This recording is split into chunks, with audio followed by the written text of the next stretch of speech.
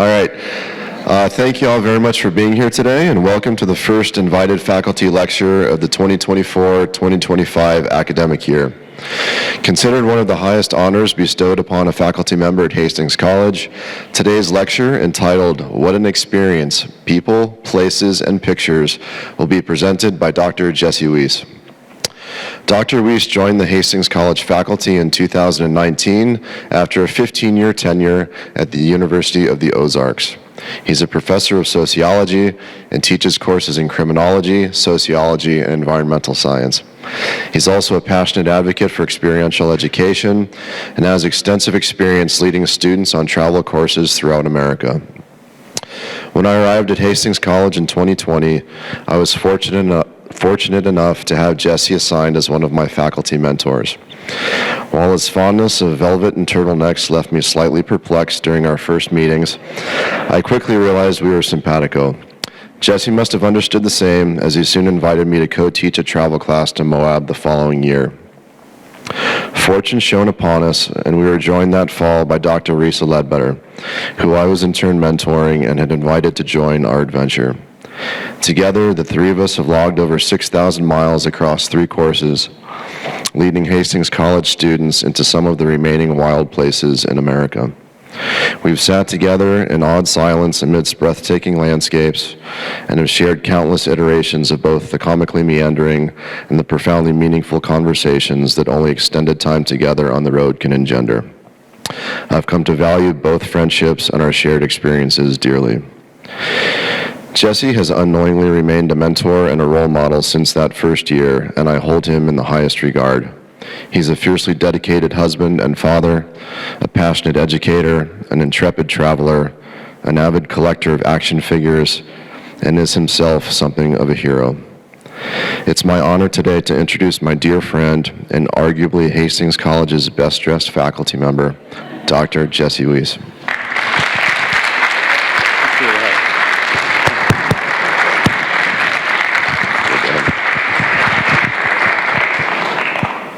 Brian, thank you for that. That was, I'm a little choked up a little bit, so I really, really appreciate it. I also really appreciate the opportunity to talk to you guys today.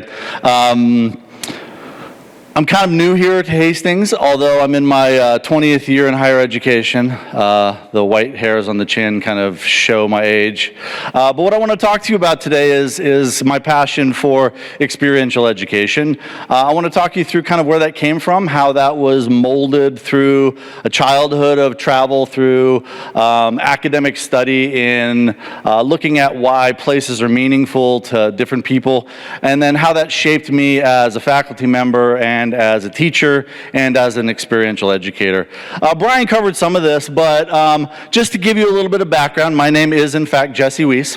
I have been here for 6 years. This is starting my 6th year. I teach sociology and I teach criminology, but probably my passion is that I teach experiential travel classes. I am excited to talk to you about that experience. I'm excited to show you some of those experiences as I play for you some of the videos that I make, some of the films that I make, and every one of the pictures that are going to be depicted in my presentation today is something that we lived and a photograph that I took.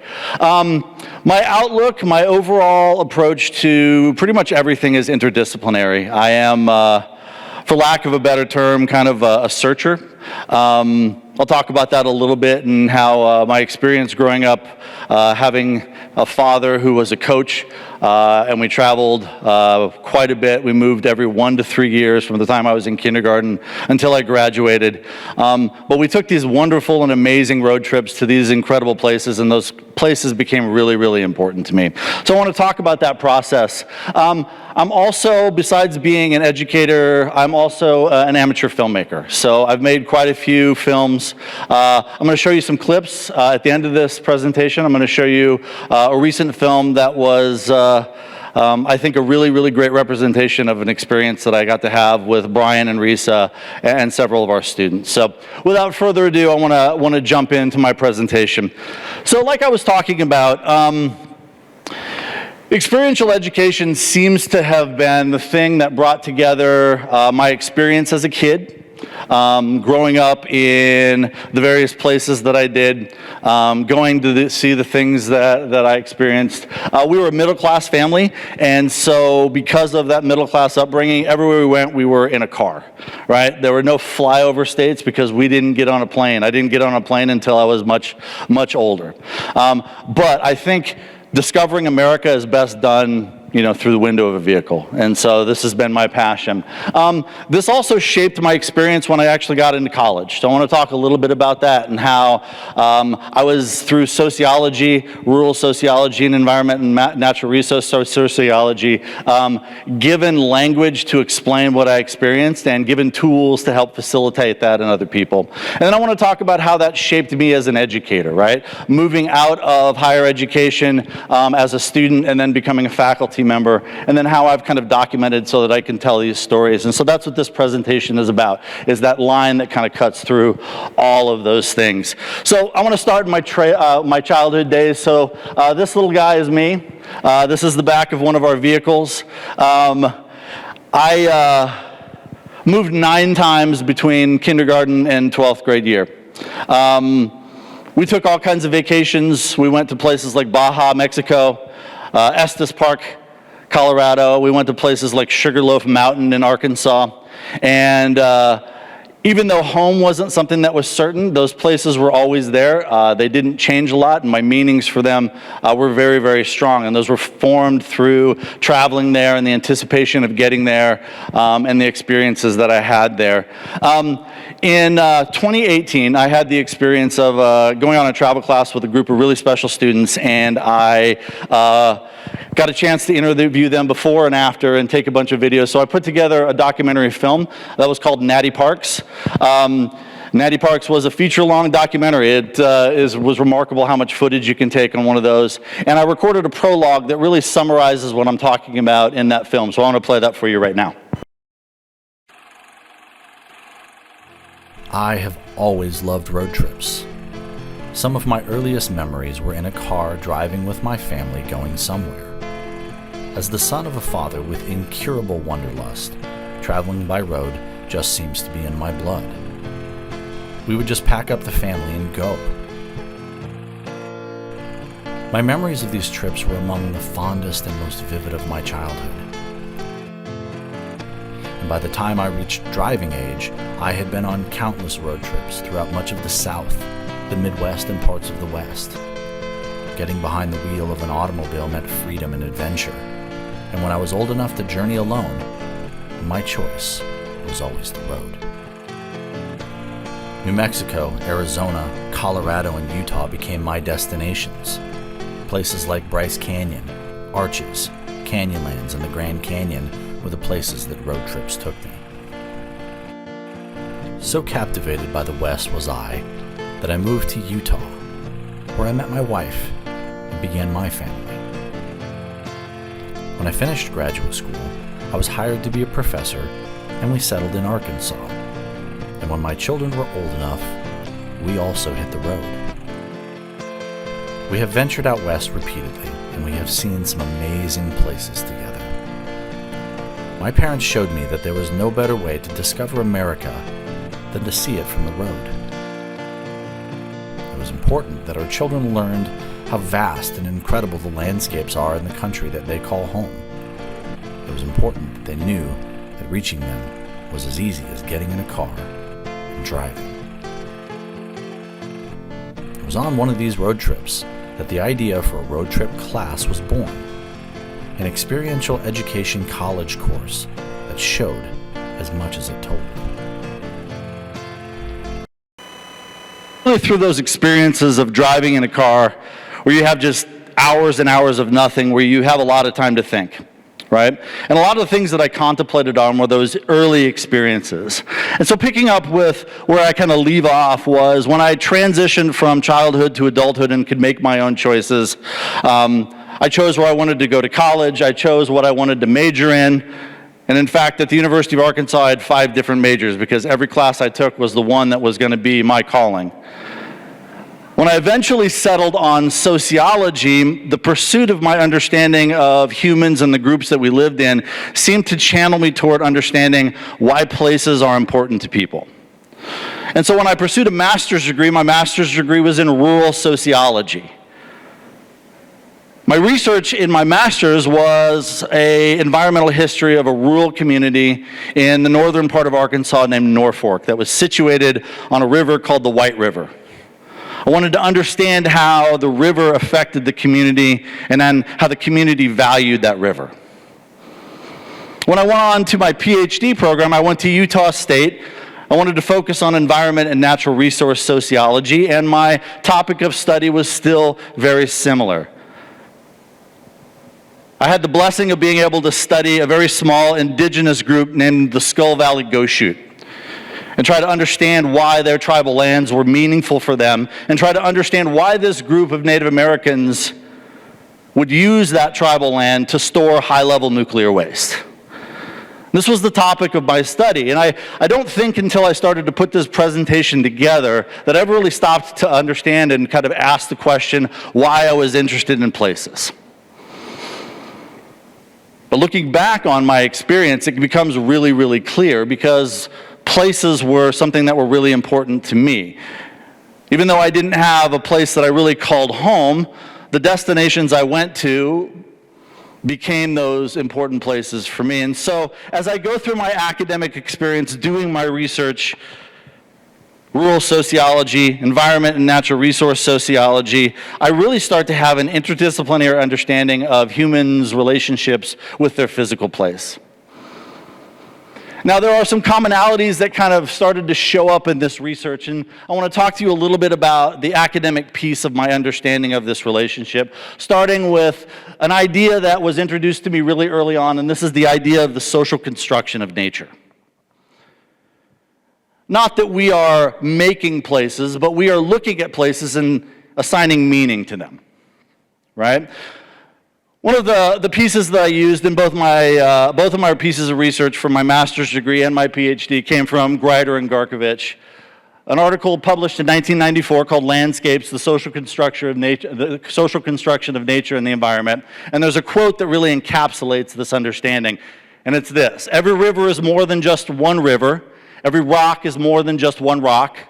Why does a real estate developer look across an open field and see comfortable suburban ranch homes nestled in quiet cul-de-sacs, while a farmer envisions endless rows of waving wheat and a hunter sees a 5-point buck cautiously grazing in preparation for the winter?" The understanding that I got was different cultural groups see different environment and natural features in their cultural context. We call these landscapes. Another piece that was really influential was written by a guy named Gary Allen Fine. And what Fine found was that not only are we constructing these meanings, but sometimes these meanings are different for different groups of the same place. And he called this process of negotiating these meanings, he called it nature work. So what we're doing is we're creating these meanings, but it's more than just meaning because our meanings are helping to determine our behavior.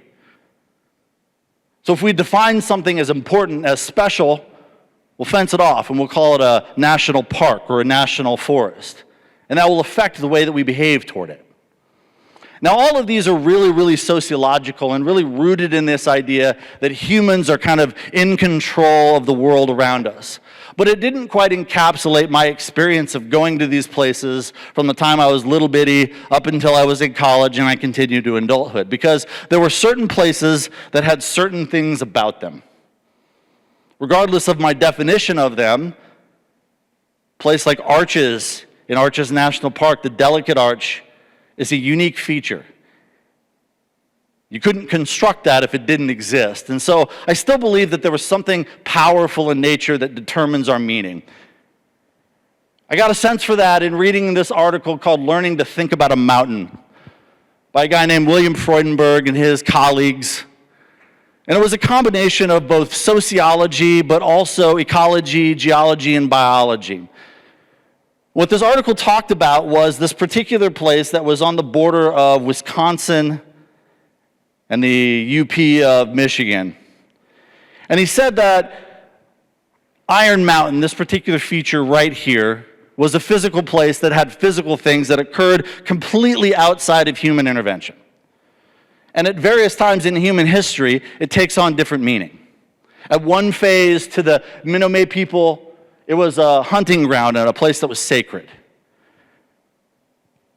In the mid-1800s, it became a source of timber as Americans are following their manifest destiny from east to west.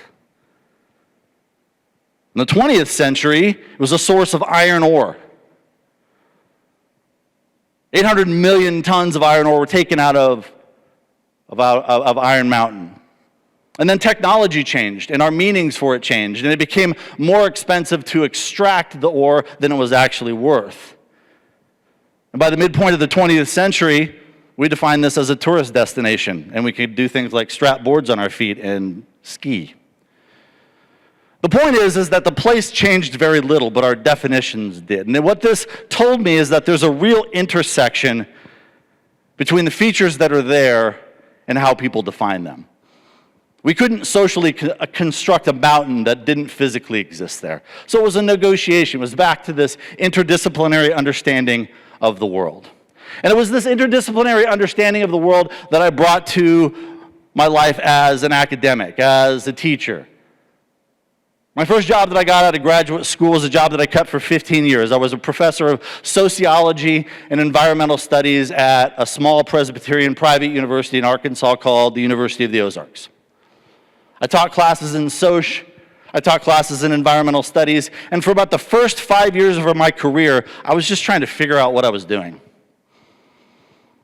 I was very lecture-based. I did what I had seen. I stood up in front of people, and I talked about what I knew. And it was a profound interaction that I had with a student on a course evaluation that really shifted my focus and reminded me of something that I had forgotten. The student said, "What good is it to study the environment if we can't go out and experience it?" For me, that was like a bolt of lightning. It was like, oh yeah, duh. What did I want to do when I recreated? I went out to these places and experienced this stuff that I was talking about. Yeah, I was talking about it in the classroom, but how much more powerful could it be if we could go out and we could be in that environment and learn while we're in the environment? So one of the things that I did is I developed a new class. The new class was called Land Use and Place. And I went back to combining things that were a part of my personal repertoire of recreation, the Buffalo River in Arkansas, and something that I had studied, the White River in Arkansas. The unique story of these two rivers, though, is that they're a part of the same ecosystem, and they're within 50 miles of each other. One river, the Buffalo River, was designated America's first national river. Has a 2-mile buffer on either side, and the flow of it has not been altered in any way, shape, or form. The White River, on the other hand, has been dammed 7 times. Its flow is altered to such a degree that it went from a slow-moving river in Arkansas with bass to a fast-moving river where you have to stock it with trout. And so it was a really good study scene for talking about how and why we define places and how that affects the way that we use them. So that class included 4 outings, 2 to the White, 2 to the Buffalo, and it worked out really well, but it didn't really capture the experience of being on the road and learning while you're going. And so I developed a new class called National Parks, another passion of mine and my family, right? Seeing these places all over the country. So I had the honor of teaching this class 4 different times. I was able to make a documentary over one of those. But the thing about this class was we spent 16 weeks studying the national parks, the policies, the procedures, the history. And then we actually went to the parks that we studied. We spent 2 weeks on the road, driving thousands of miles. Students got to pick the parks that we went to beforehand. They helped facilitate the trip, planning what we would do when we were there. And we were literally teaching and learning from each other as we were on the road. It was on these kinds of trips that I saw the most amazing light bulb moments. Students that would understand concepts and ideas that we would talk about that came out of scholarly published articles, but they would experience them for themselves. And I'm not ashamed to say that many of the students that had this experience went on to work in these areas: national parks, state parks, fish and wildlife, academia, research, sustainable agriculture. I feel like I had a small part in doing that, showing them a world where they could apply what they've learned to what they do. It was really experiential education that influenced my decision to uproot my family from Arkansas and move to Hastings. It's the rich history that we have here of travel and experiential education, and then the investment that we made to say that we want every student to have this experience. Now, the evidence is not just anecdotal, because there's a tremendous amount of research about the effectiveness of experiential education, right? It's an effective way to teach things so that students can learn beyond classroom facts. Things like increasing their knowledge of place, developing skills, clarifying their values, teaching them how to be a contributing member to a community. Now, one of the things about the previous EXBL program that we had here at Hastings College is that we asked students to journal during their time of travel. And then when we got back, they had to write a reflective essay about their experience. So I had the honor of being able to go back and read through some of these. I read them before, but I went back and I looked at them through a new set of eyes. And so I want to share some of the things that students said and their experience that they had. Kiernan Polk was one of the participants of our Yellowstone 2023 class. Kiernan had this to say: "This trip was full of so many memories and new adventures. I gained so much knowledge on this trip about Yellowstone and others around me. We all accomplished individual and group goals, and I also learned life lessons and new things that I can use in my daily life." I would say Kiernan increased her knowledge. Matt Urbanski, participant in our San Juan River trip in 2021, said this: "During my time in Colorado and Utah, I learned more than in any other class at Hastings College. This class and the professors involved have educated me and helped me grow as a person and given me life lessons I will never forget." I'd say Matt Urbanski developed some skills. Maddie Ketchum, participant in our San Juan River trip, and then again as an upperclassman choosing to travel with us to Yellowstone, said this: "Overall, this trip was a great first real adventure of my adult life. I can't wait to see the rest of the world. It put into perspective for me how small we really are. We are ants in this huge ant farm, and there are so many different stories that are untold to many." I would say Maddie clarified some of her personal values.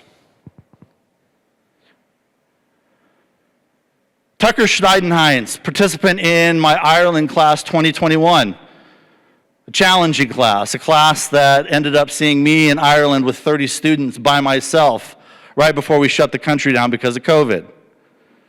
Had this to say about the experience: "Some people on this trip I've never talked to in person. I've never seen on campus in my life. And now I have a new connection with them, and I can call them friends.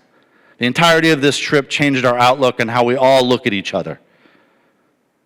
Tucker created community.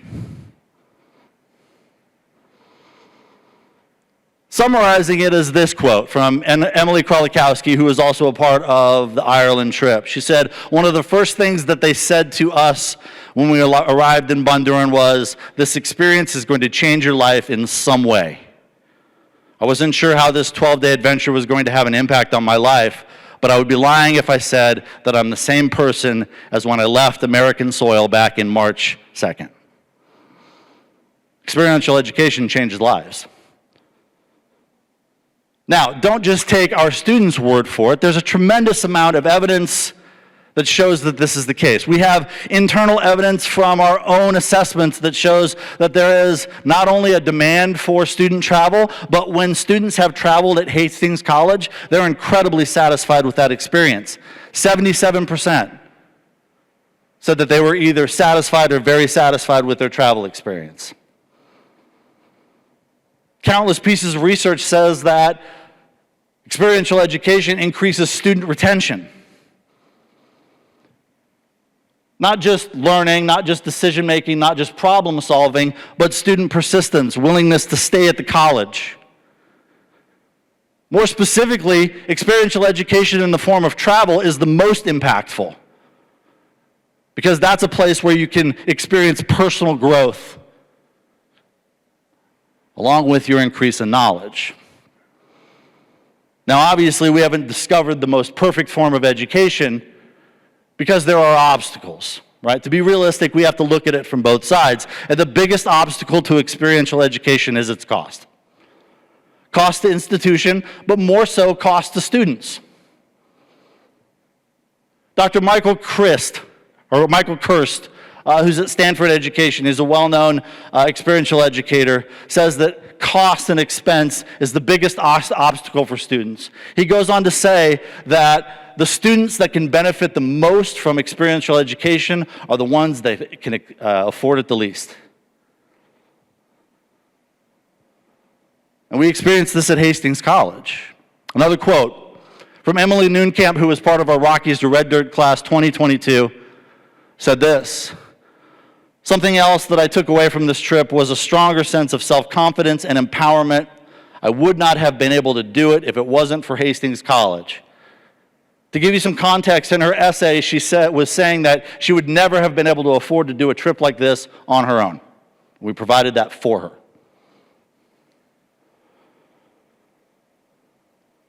Brings up the question, is experiential education worth it?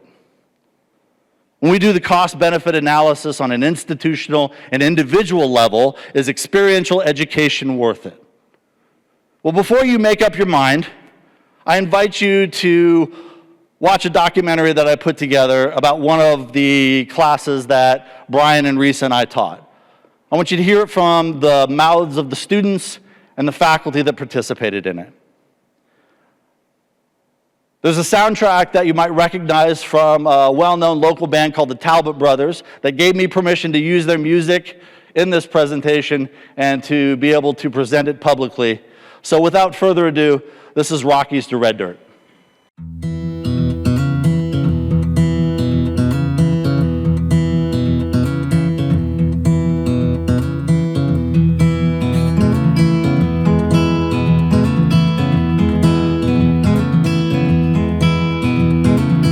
Come to find out here on the road, so many men with talent, only few have the soul. As I'm looking at my face in the water, I'm wondering if I am alone. Maybe I'm no better than the man who pays $1 for a fee. Maybe I'm no different than the ones who are running all of this. Well, I'm just searching for a peace of mind, and I'm just a traveler passing through for time.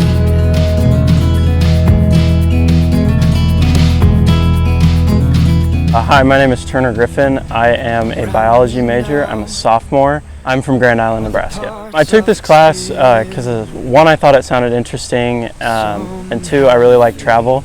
When I first started this class, I was kind of a little weary about it, but as time went on, I learned very quickly that this trip was going to be a lot of fun. My name is Jake Levinson.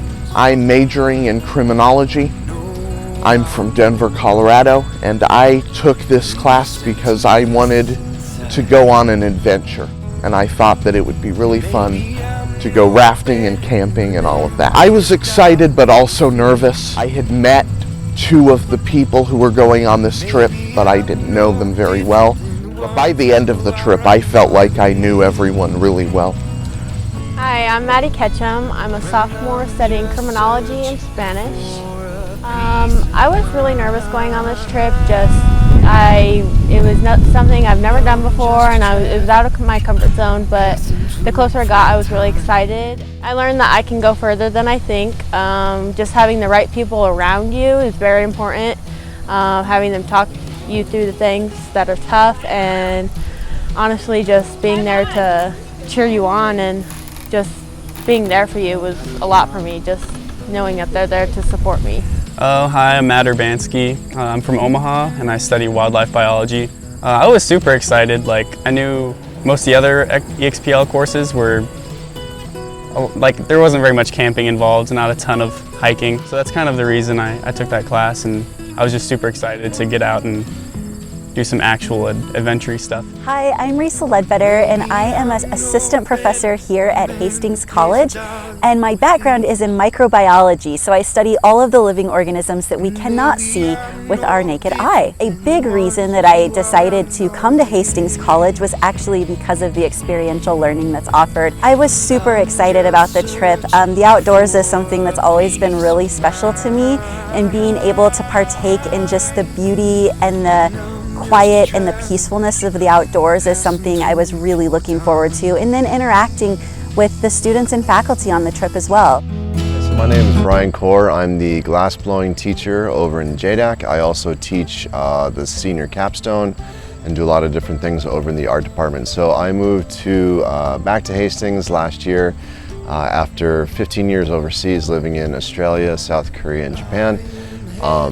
I'm a Hastings College alumni. So for me, travel is a really fundamental part of my life, and I guess it's been so informative in my worldview and my development of myself. And these are really amazing places that we went to. I was in good company. It was really hard to say no, so it was just a really exciting opportunity to bring students out of the kind of bubble that's Hastings and have them, out in the world experiencing things, really spectacular nature, engaging with each other, and just generally being able to learn and work together in a capacity that we're not necessarily able to in the classroom. I also enjoyed being in the cars with everyone, just being somewhat bored to death. So you had to talk and get to know people. That was a lot of fun, and you don't have experiences like that every day where you're just bored and you have to talk with someone so you get to know them and become their friend. I'm the running man.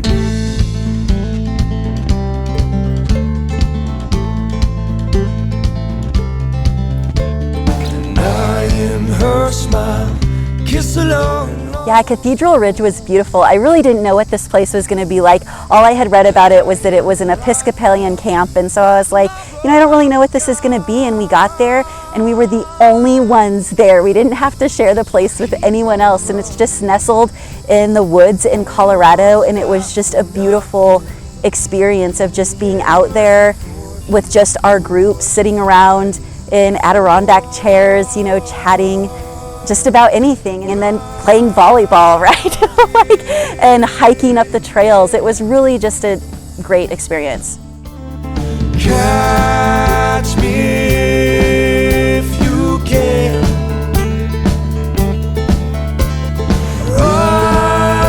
Running man. You ain't gonna catch me. I'm the running man.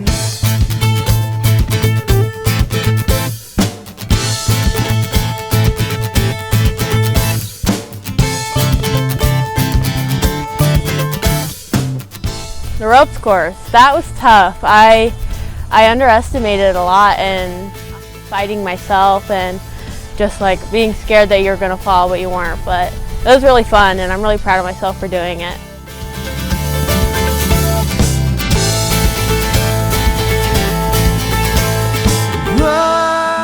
It was really good to start off at Cathedral Ridge, I believe, because we really became a team. Catch me if you can. Running. My favorite thing was probably either the rock wall or just doing all the obstacles, because for someone who doesn't like heights, that's very interesting, and I was glad that I was able to do it.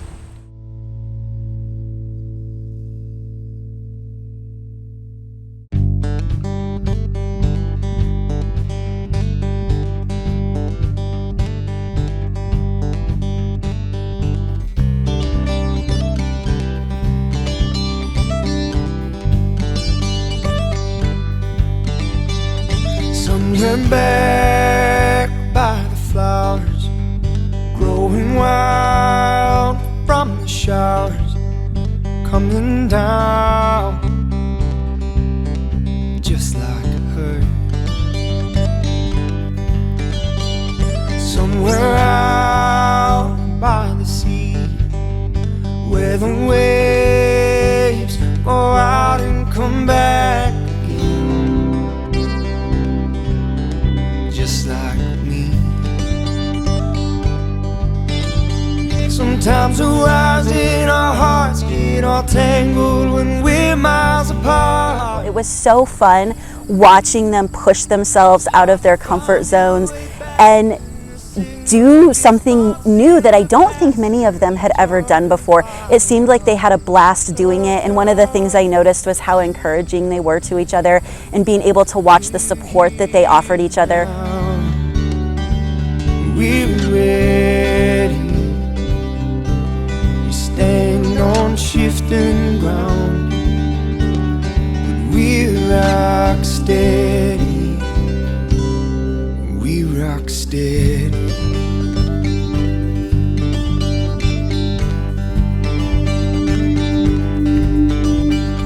We're a fire burning wild, the deepest blue, sweet and mild, strong as a storm, but flesh and bone. Sometimes the wires in our hearts get all tangled when we're miles apart. It's hard to find your way back when the signal gets lost. Garden of the Gods was just beautiful. All the rock formations and all that kind of stuff were just amazing. I really enjoyed the trails we did there. That was a lot of fun. And I just enjoyed working as a team to kind of figure out where we were on the map and how to get around the place. We stand on shifting ground. We rock steady. We rock steady.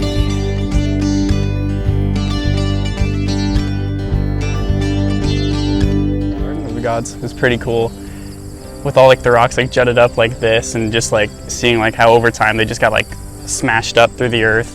I thought that was pretty incredible.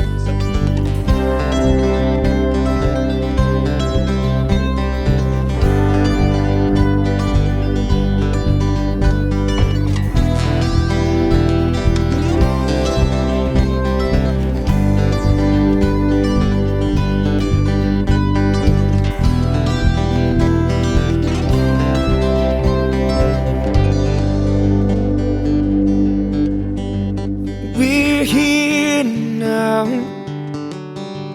We're ready. We stand on shifting ground, but we're rock steady now. We're here now. We're ready. We stand on shifting ground. We rock steady. We rock steady.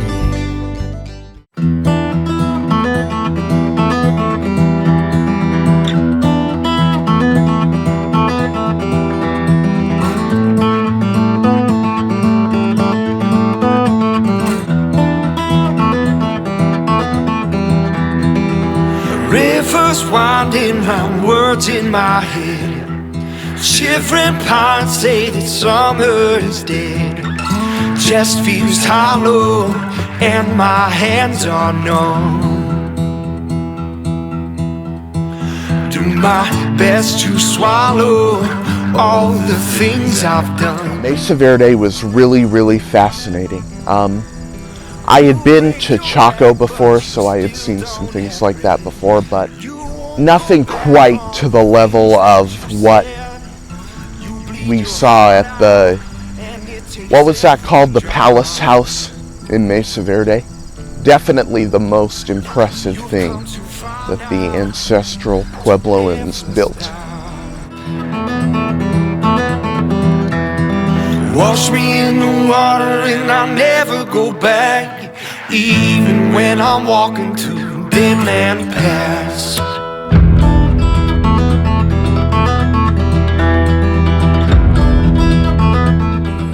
I had never been to Mesa Verde. I had heard about it, I had seen pictures of it before.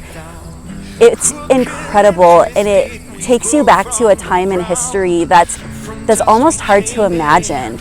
And being able to see the creativity and the way that our indigenous peoples lived and built their homes is absolutely overwhelming.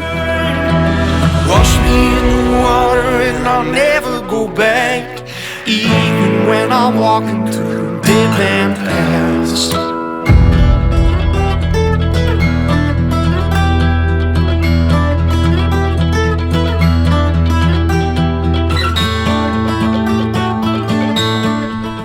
Mesa Verde was very interesting and very awesome to look at. It's very interesting how a group like that could create dwellings in cliffs and climb up and down the side of these caves, and it was just learning about that kind of like sparked a really cool interest in me, because now I'm like looking at those things. I find myself searching about different civilizations now that I probably wouldn't have looked at earlier. What do you think, guys? I think this is amazing. This is awesome.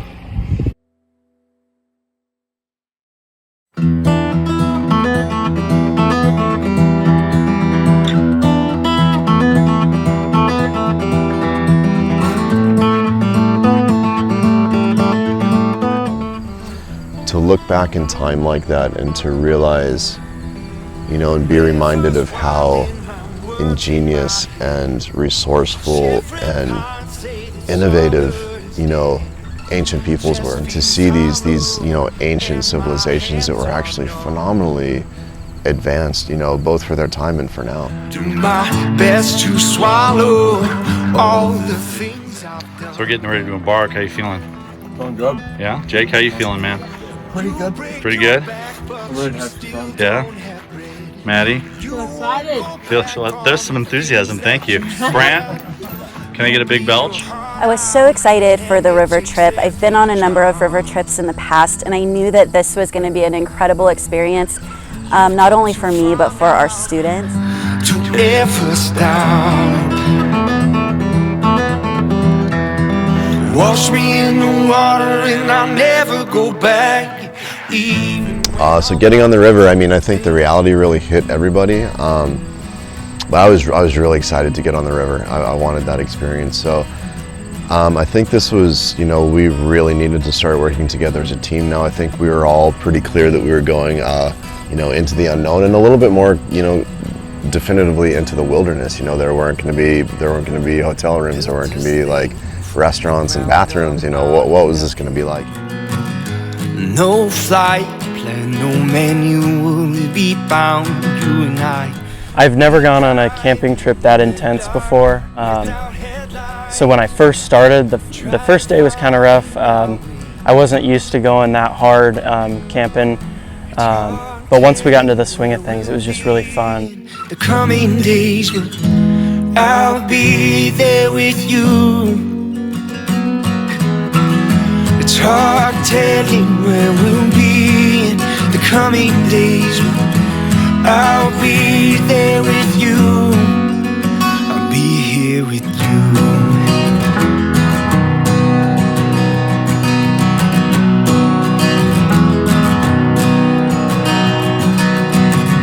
you. Built a wall around my heart to stop the bleeding. More than made of all. I knew that teamwork would have to be a requirement in order for everything to go well, and if one person doesn't do their job, then the whole team fails. Find our way. It's hard telling where we'll be in the coming days. I'll be there with you. It's hard telling where we'll be in the coming days. I really like the schedule of doing stuff like that. Like you get to your next destination, you set up camp, you make your food, you eat, and then you just like take it down the next day and just keep going. And it's nice to be in a different spot every day.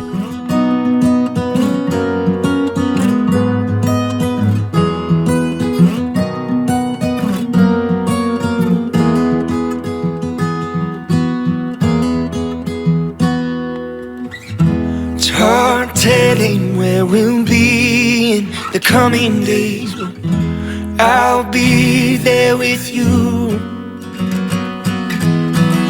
Start telling where we'll be the coming days, but I'll be there with you. It was nice to see that a community of people who didn't really know each other at first at the start of the trip were able to build a community and start to really work together and form a tight-knit group.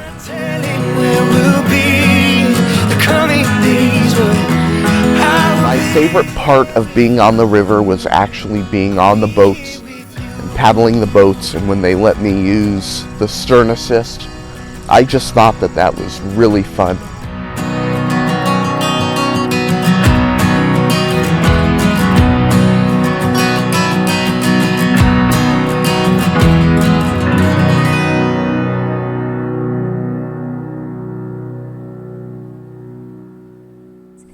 And one of the most special aspects of this trip was having a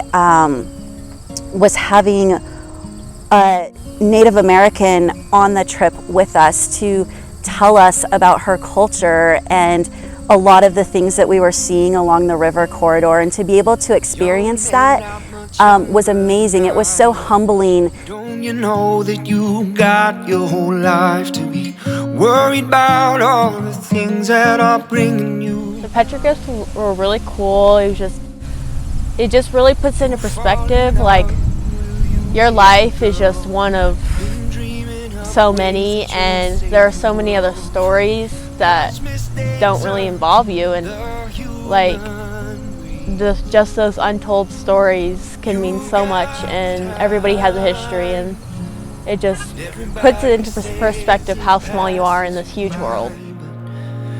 Don't go thinking that's how it has to be. And you'll ask why, and you'll learn by breaking your bones, but it'll all be answered at the coming of the sun. For now beyond. That space where it was just broken pottery everywhere, just like you're literally walking on artifacts. That's not something that we get to experience, especially in a country whose current stewardship is relatively young. Like, that's not something that we get to do. Monsters and beggars will be at your door, and it's hard to tell. Being on Navajo Nation was very different, just in the fact that it just kind of felt a little bit different. Very spiritual type of a hike. When Brandy gave her speeches about the different types of things that her tribe had gone through, it really put some new perspective in my mind.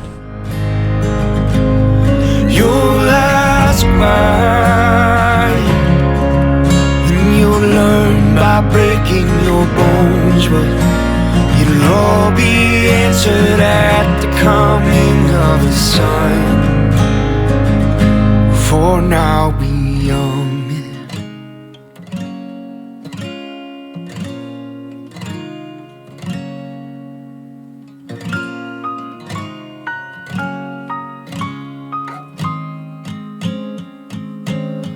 You got time, and everybody says it passes you by. But don't go thinking that's how it has to be. You'll ask why, and you'll learn by breaking your bones, but it'll all be answered at the coming of the sun. For now beyond.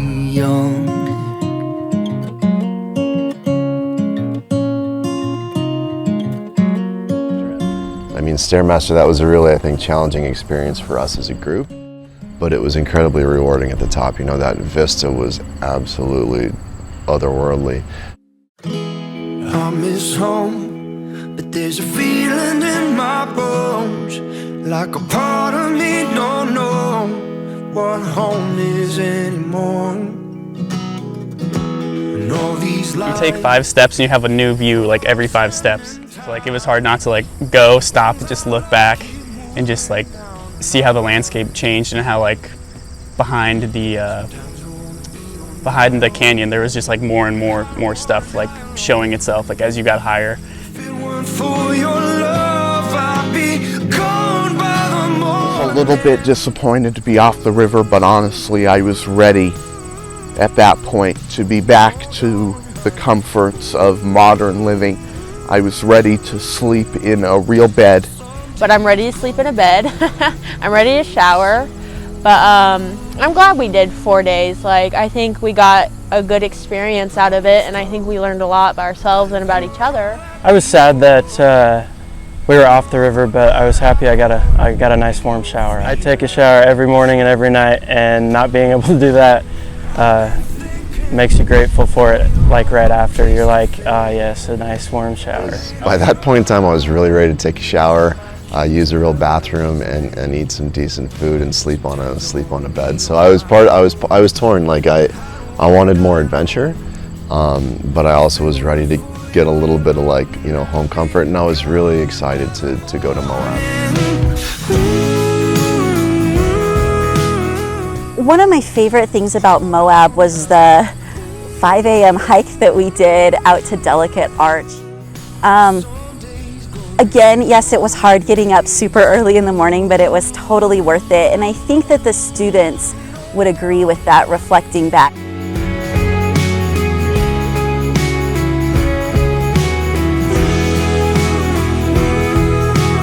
The morning we went to Arches, like everyone was pretty tired. I was tired as well, but I was pretty excited. Like seeing rock that was literally like in an arch and like was the only thing there, like literally just, that is really, like ridiculous. Like it's crazy to think that that can happen.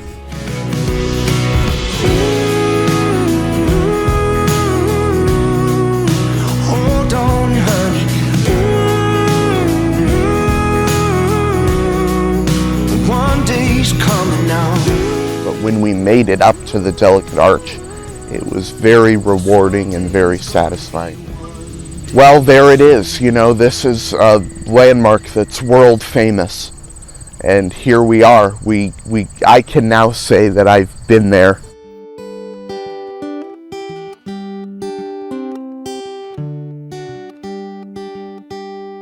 I am on my way back home to the place where I was born. And I wonder if they even know. Maybe I've been gone too long. Well, I could spend 100 years. I really like the window arches. I like being able to see like the different ones and how they interacted with each other, just the way that the wind was able to form those arches. I could learn to rock and roll, take the hearts with all the loves, open my eyes and love the ride.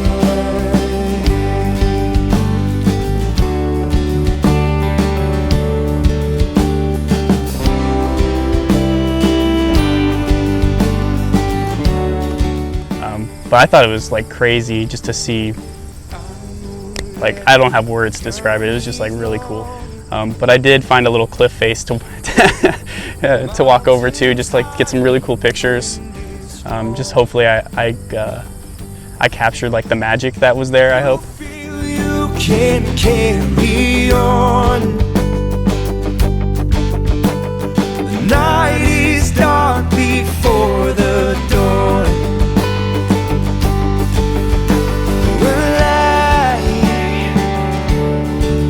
I could spend 100 years trying to build my treasures here. So we were able to finish that day at Canyonlands, which again is a landscape unlike any I've ever seen, and to have that as the end of our day You know, more or less, I think the capstone of the trip. You know, that day I think was a really, really special day. We were all exhausted, but we were able to finish really strong in an incredibly beautiful place as a team, and that was really special for all of us. Canyonlands is one of my favorite places. Being able to at least go to part of that park and experience the sunset it just reminds you of just all the beauty around us that sometimes I think in the busyness of our everyday lives, we end up not taking in. We had some great conversations just about life in general, and those experiences are really special. And you just got to see sides of the students that just showed what wonderful people they are. And you know, you're just hanging out with this awesome group of people, eating outside, sleeping outside, and there's just nothing like that. I just want to say thank you to everyone who helped put the trip together, and thank you to everyone who went on it, because without you guys it wouldn't have been a fun trip. I've said it before, I'll say it again. Everything is put into perspective, how small we are, but it just makes me want to go and learn more about the world. That it's definitely something that's worth doing. It gives you perspective about just how good you really have it. I just feel like I was a little closed-minded before this trip, a little more than I wanted to be. And now that I've opened my eyes to a lot more things because of the people that were around me and able to put them into what I believe now, is just amazing. I mean, I would recommend experiential learning to every single student that we have. I think for me, had I never been able to experience other cultures and locations and people in my life would be severely impoverished, you know, I think.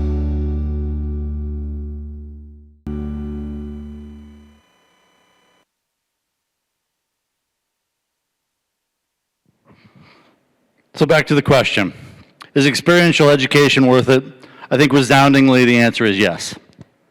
I want to take a minute and I want to thank Brian and I want to thank Risa for being my co-educators in all of these wonderful situations. I want to thank the college for the ability to be able to talk to you guys today, to be able to facilitate this kind of education.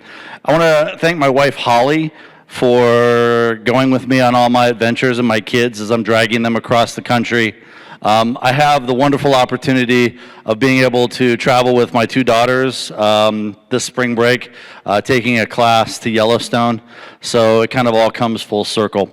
My passion is experiential education. Turns out it's been with me from the very beginning, and I'm happy to have been able to share my film with you. Thank you.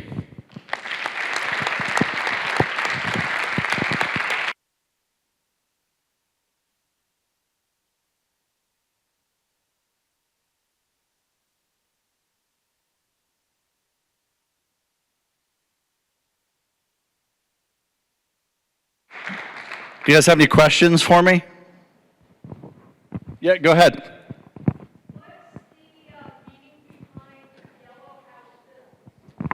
So when I started to do this kind of amateur filmmaking stuff, we lived in an old Victorian house that was yellow.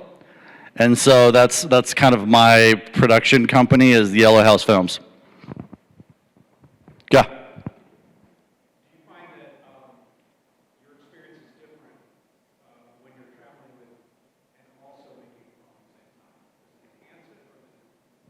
Yeah, so the last trip that we did, Yellowstone, I specifically didn't want to capture it. I wanted to experience it firsthand. And it was different, right? When you are kind of experiencing it through the mediation of a camera, you miss out on kind of making those memories. You remember the pictures, but you don't remember the experience. And so actually for our students, we encourage them to stay off of their phones, right? We encourage them to be in the moment. And so when you're taking pictures and taking videos, you're not really in the moment. But I also like to tell the stories, and so, sometimes that's a necessary evil.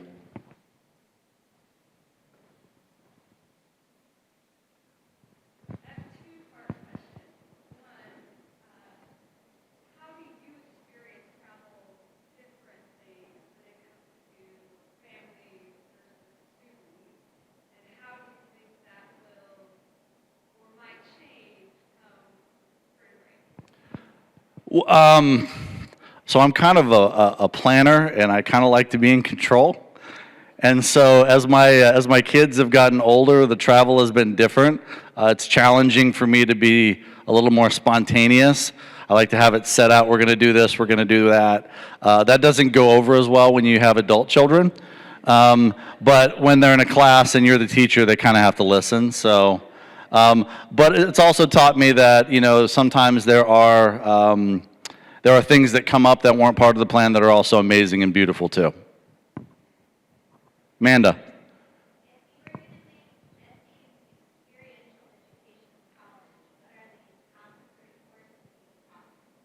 The top 3 courses.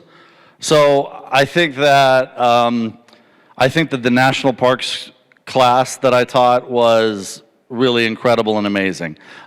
Mostly because it is empowering students to be a part of their education. So students would literally pick the parks that we would go to. They would research, they would present, and then when we get to the parks, they would have an active role in educating everybody in that, right?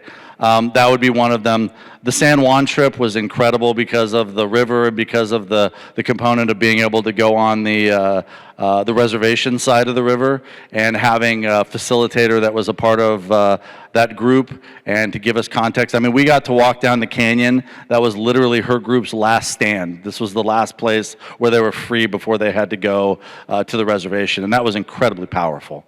And then the third one would be Yellowstone, because there's no place like it. Both of those have really great partners. So Yellowstone Forever Institute is our partner, and Yellowstone Canyonlands Field Institute is our partner down in southern Utah. So those would be the big 3. I do like international travel. It just hasn't been my experience. Carson? There is a bear mace story. It is in my documentary where I bear maced my entire family. If you want that story, you can go on YouTube and you can look up Natty Parks, Jesse Weiss, and you can watch it. So I won't go into that.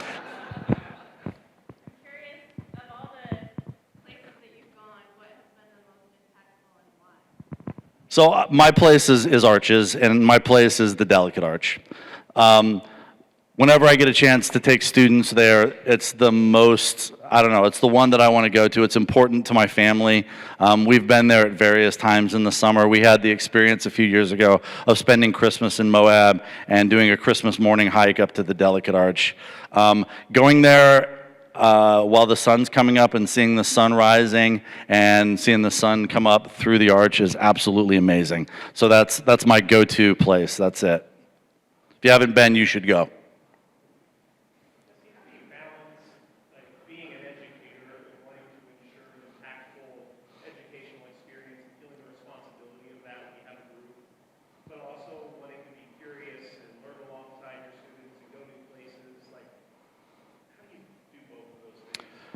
You know, I think it's just like trying to get out of your own way.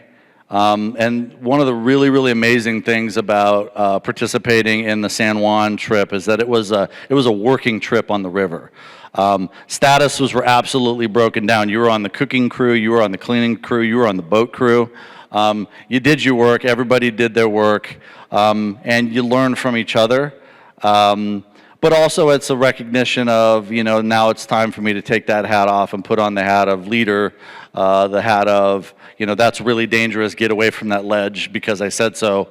And that also comes with experience and also training, man. Like, so, you know, having the confidence, you know, I usually carry with me like a wilderness first responder certificate so that if something happens physically that I have the training to be able to deal with that. And so I think it's definitely a balancing act.